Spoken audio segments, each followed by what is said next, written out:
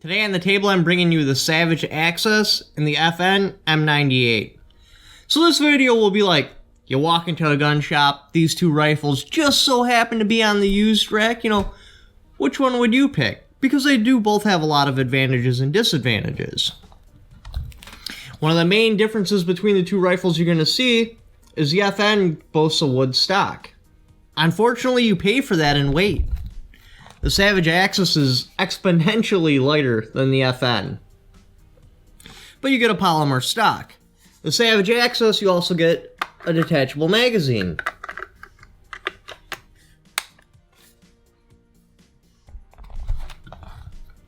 The FN is just a drop plate. So basically, if you were done hunting, you'd hit this button, drop your ammunition out, and then eject the cartridge out of the barrel.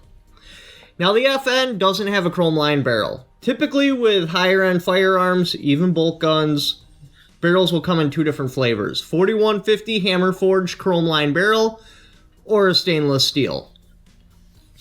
So I don't know if this was like a budget model or something that they were trying to keep cheap for the general public. The Savage, you do get a stainless steel barrel. The receiver stainless steel, the bolt handle stainless steel. Your bolt itself is chrome.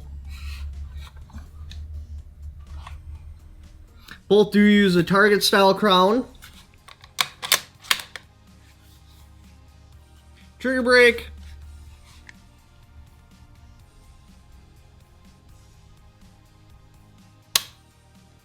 Savage is alright, not the best.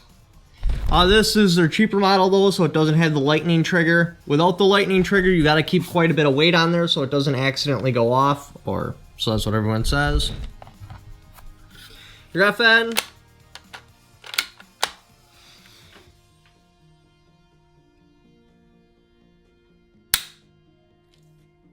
Far superior trigger. It's not necessarily lighter, but how it comes up to the wall, you get a nice solid wall and then a snap. The FN has a polished feed ramp.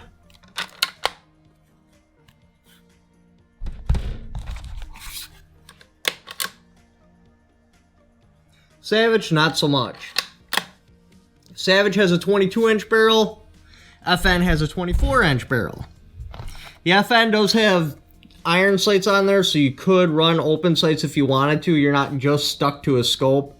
Unfortunately, it kind of like ruins the look of the rifle. In this particular one, somebody put like a target sight up on front, and it just looks horrid. Savage, no sights. But on a bolt gun, that's the way I like it. I just think they look better. Now this particular Savage comes in 270. The FN comes in 308 Magnum. They're roughly the same size cartridge, but the 308 Magnum's much fatter, and it pushes a much heavier bullet, much faster at 100 yards. This you're looking at, what, 150? 130 grain bullet at 2,800 feet per second at 100 yards. This you're looking at 180 grain bullet over 3,000 feet per second at 100 yards. So what would I pick? Well, if I'm looking for a rifle that I'm actually going to take into the brush and actually going to abuse, I would probably take the Savage. But the trade-off is this doesn't have a resale value at all. You could literally take this rifle brand new out of the box, do the paperwork, pay for the rifle, walk out the door, walk onto the sidewalk, turn around, come back in, and you've lost about 40% of your value. I mean, obviously, if I seen you do that, I'd give you 100%, but the point is, as soon as you purchase this rifle, the value just falls off. The FN, that's not the case. You buy this rifle and you hang on to it for a while and it just gets more and more valuable. The value's always climbing. It's a fine-built rifle by a reputable manufacturer. I mean, it's an FN hunting rifle. How awesome is that? Over time, this just gets more and more valuable. And they both do offer a free floated barrel, so I mean, you're going to get decent accuracy out of both the rifles. But then the FN, where it's got a wood stock, a blued finish, this you actually have to take care of. This will start showing damage very easy. You bump up against, a tree or something like that, you're going to have a nice ding right there. You don't clean it really well after you're shooting because the finish is blued, which this actually has a really good blued finish on it. So I think it will handle abuse, but still not as good as stainless. It's going to rust out. You're going to see damage on it. So depending on what I'd actually like to use the rifle for. Yeah, the cartridge makes a big difference. This is more for like hunting Bigfoot. This is more for like hunting medium game. If I'm going to sit still and I have my own property, I can take care of the rifle, I would probably go with the FN. Now the FN's safety, it's not marked or anything. It's just a switch that goes back and forth. Forgot to talk about that. The Savage does use an actual dot system. Now if I'm like, I don't know, going to Alaska or something like that, and I still want a big caliber, and for whatever reason, maybe there's a state law or something, and I can't use a semi-auto, then the Savage is really starting to look like a good option because it's a burner rifle, a throwaway rifle.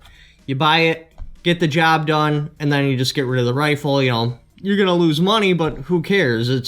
This isn't like something that would become a family heirloom. This isn't something, yeah, you could be proud of it, but not like,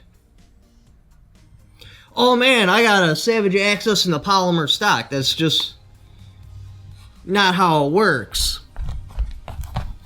Oh man, I got an FN that's built on a Mauser action. It shoots a 308 Magnum. You know, that's pretty cool. But now the 308 Magnum, that ammunition's expensive. A 270 is like a third of the cost. I believe this box on the open market is somewhere around $60 of ammo. So those are all things you have to consider. The scope on the Savage, without a doubt, is far superior than the FN. But I mean, the scope is something you can also switch out. Same with those rings on the FN, they're just garbage. But yeah, if I were to walk in, buy a rifle, and I seen this FN next to a Savage, without a doubt, this is what I would reach for. Disadvantages be damn. 1, I'm an FN fanboy. 2, it's a far sexier rifle. 3, it's not gonna just fall off on value just by purchasing it. So if you'd like to check out any of my other videos, click on the cards up here. Thank you for watching. Don't forget to subscribe.